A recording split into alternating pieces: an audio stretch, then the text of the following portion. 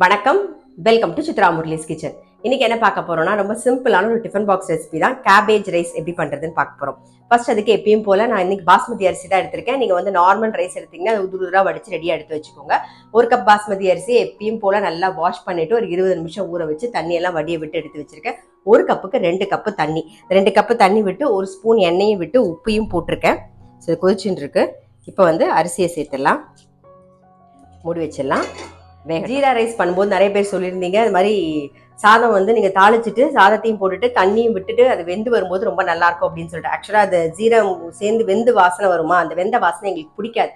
அதனால நான் வந்து தாளிச்சிட்டு அதுக்கப்புறம் வந்து அந்த ரைஸை தனியாக வடிச்சிட்டு அதுக்கப்புறம் மிக்ஸ் பண்ணுவேன். நீங்கள் மோஸ்ட்லி பார்த்தீங்கன்னா நான் வந்து எதையுமே மொத்தமாக போட்டு முக்கால்வாசி பண்ண மாட்டேன். இந்த மாதிரி தனியாக சாதம் வடிச்சிட்டு அதுக்கப்புறம் தான் நான் மிக்ஸ் பண்ணுவேன். ஏன்னா அந்த மாதிரி பண்ணும்போது தான் எங்களுக்கு பிடிக்கும்.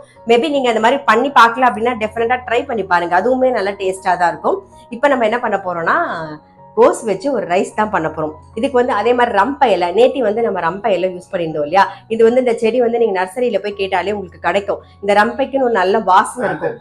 ஆமா, பேந்தன் லீஃப் அப்படின்னு சொல்லி நீங்க நர்சரியில எல்லாம் போய் கேட்டாலே கிடைக்கும். ஆக்சுவலா வந்து நிறைய ரைஸ், இந்த தேங்காய் பால் சாதம், அதுக்கப்புறம் வந்து பிரியாணி, எதுக்கு வேணாலும் நீங்க யூஸ் பண்ணலாம். எனி ரைஸ்க்கு நீங்க போட்டீங்கன்னா அதோட வாசனை, ஆமா, ஸ்ரீலங்கால நிறைய யூஸ் பண்ணுவாங்க, நல்ல வாசனையாகவும் இருக்கும். இப்போ வந்து நம்ம இதான் பேந்தன் லீஃப், இதுதான் நம்ம யூஸ் பண்ணி இப்போ வந்து கேபேஜ் ரைஸ் பண்ண போறோம். ஆமா, இது வந்து எங்க வீட்லயே இருக்கு. ஸோ அதனால அதை யூஸ் பண்ணி தான் நம்ம இப்போ வந்து ரைஸ் பண்ண போறோம். இப்போ பாத்திரலாம் எப்படி பண்றது அப்படின்னு சொல்லிட்டு. ஆக்சுவலா பாத்தீங்கன்னா என்னுடைய பழைய வீடியோஸ்ல இந்த லீஃப் நான் நிறைய யூஸ் பண்ணியிருக்கேன். நீங்க கவனிக்கலன்னு நினைக்கிறேன், கவனிக்கலன்னா போய் பாருங்க. ஸோ இப்போ வந்து தாளிக்கிறது பார்த்துடலாம். இப்போ பேன்ல எண்ணெய் விட்டுருக்கேன், நல்லா காஞ்சிட்டு கொஞ்சமா சோம்பு, ஒரே ஒரு பட்டை, இந்த லீஃபை அப்படியே பிச்சு போடுங்க.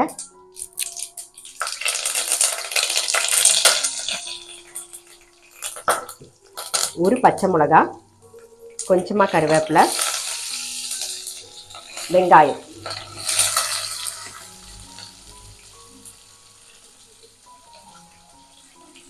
வெங்காயம் வதங்கட்டும், மஞ்சள் பொடி சேர்த்துக்கலாம். இப்போ வெங்காயம் வதங்கிடுச்சு, நம்ம கட் பண்ணி வச்சிருக்கிற கோஸை சேர்த்துடலாம்.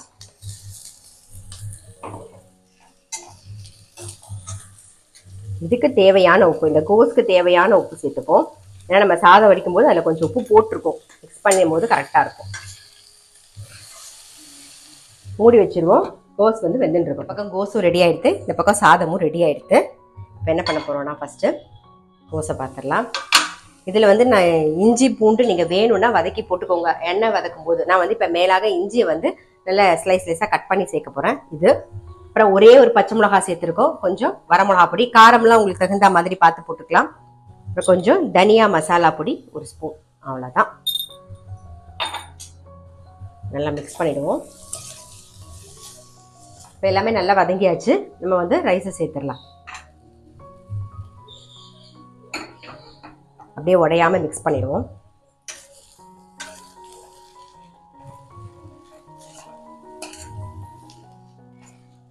நல்லா மிக்ஸ் பண்ணியாச்சு. மேலாக கொத்தமல்லி போட்டுருவோம்.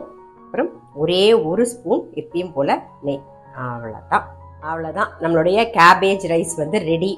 இது பார்த்தீங்கன்னா ஆஸ் யூஷுவல் நம்மளுடைய உருளைக்கிழங்கு கறி ரொம்ப டேஸ்டியாக இருக்கும், அப்படி இல்லைன்னா சிப்ஸ் ரொம்பவே நல்லாயிருக்கும். ஸோ கண்டிப்பாக இந்த மாதிரி வந்து கேபேஜ் ரைஸ் ட்ரை பண்ணி பார்க்கல அப்படின்னா டெஃபினட்டாக ட்ரை பண்ணி பாருங்கள், ரொம்ப ரொம்ப டேஸ்டியாக இருக்கும்.